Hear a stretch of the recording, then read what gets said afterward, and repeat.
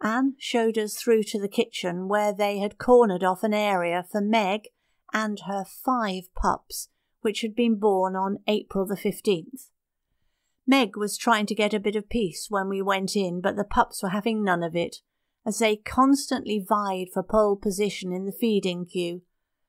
Poor girl, she soon had put them in their place. We watched these tiny little souls in total amazement. I could have stood there for hours. I was completely captivated by them, way off the top end of the cuteness scale. Now, some people hearing this next bit say, "No way." But I promise it's true.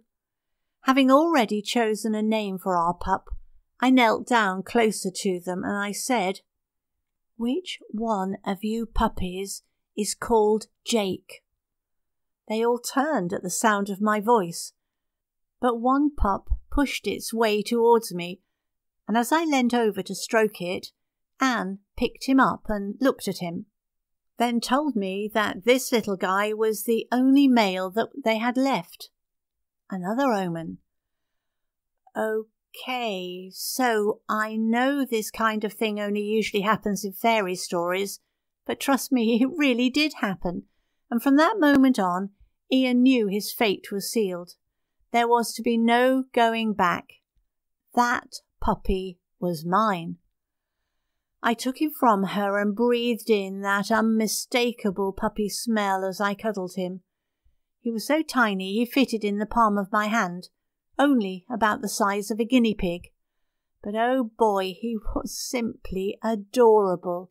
He had the familiar staffy white flash on his chest, spreading up to his chin, a teeny smudge of white on his nose, and his tiny little toes, but overall he was red.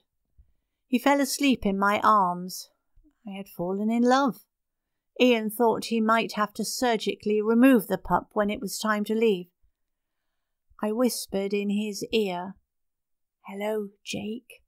I hope you don't mind, but I'd like to be your new mummy.